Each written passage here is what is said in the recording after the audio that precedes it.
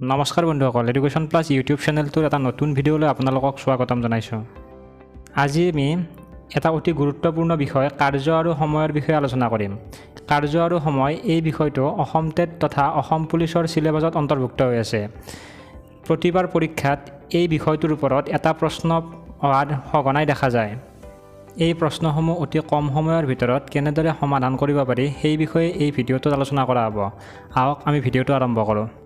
আজিৰ ভিডিঅ'টোৰ প্ৰথম প্ৰশ্নটো হ'ল, যদি এটা কাম এ অকলে 12 দিনত আৰু বিয়ে 8 দিনত সম্পূৰ্ণ কৰিব পাৰে, তেন্তে দুয়ো একলগ হৈ কামটো কৰিবলৈ কিমান সময় লাগিব?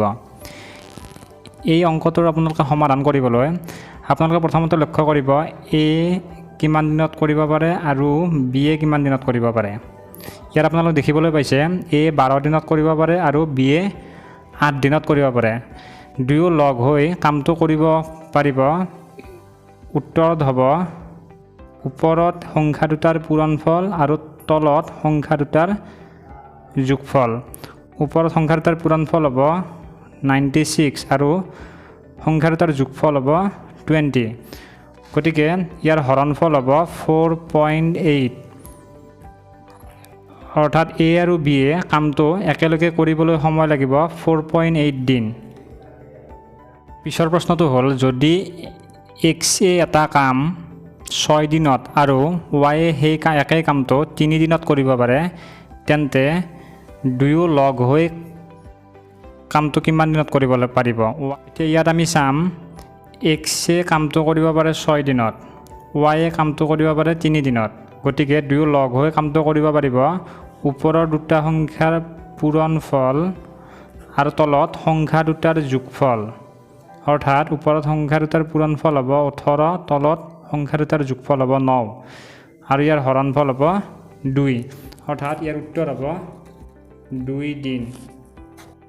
এইবাৰৰ প্ৰশ্নটো হ'ল, যদি এটা কাম এ বি চি একলগ হৈ 8 দিনত কৰিব পাৰে আৰু এ আৰু বিয়ে লগ হৈ কামটো 12 দিনত কৰিব পাৰে, তেন্তে চিয়ে অকলে কামটো কৰিবলৈ কিমান দিন লাগিব?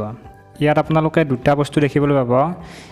এ বি আৰু চিয়ে লগ হৈ কামটো কৰিব পাৰে 8 দিনত, আকৌ এ আৰু বিয়ে লগ হৈ কামটো কৰিব পাৰে 12 দিনত।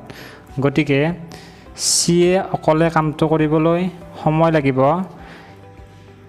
এই সংখ্যা দুটাৰ পূৰণফল হৰণ এই সংখ্যা দুটাৰ বিয়োগফল, অৰ্থাৎ 12 বিয়োগ 8। অৰ্থাৎ ওপৰত পূৰণফল হ'ব 96 আৰু তলত বিয়োগফল হ'ব 4। অৰ্থাৎ ইয়াৰ উত্তৰ হ'ব 24। অৰ্থাৎ চিয়ে অকলে কামটো কৰিবলৈ সময় লাগিব 24 ডেইজ। ইয়াৰ পিছৰ প্ৰশ্নটো হ'ল, যদি এটা কাম এক্স আৰু ৱাইয়ে লগ হৈ 8 দিনত কৰিব পাৰে আৰু এক্সে অকলে কামটো কৰিবলৈ সময় লাগে 16 দিন, তেন্তে ৱাইয়ে অকলে কামটো কিমান দিনত সম্পূৰ্ণ কৰিব পাৰিব? ইয়াৰ ক্ষেত্ৰতো আপোনালোকে দুটা বস্তু দেখিবলৈ পাব। এটা হ'ল এক্স আৰু ৱাই লগ হৈ কামটো কৰিব পাৰে 8 দিনত, আকৌ এক্সক কামটো অকলে কৰিবলৈ সময় লাগে 16 দিন।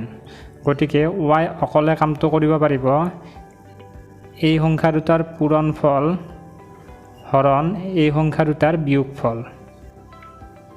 অৰ্থাৎ ওপৰত হ'ব 16 পূৰণ 8, তলত হ'ব 16 বিয়োগ 8 সমান 8।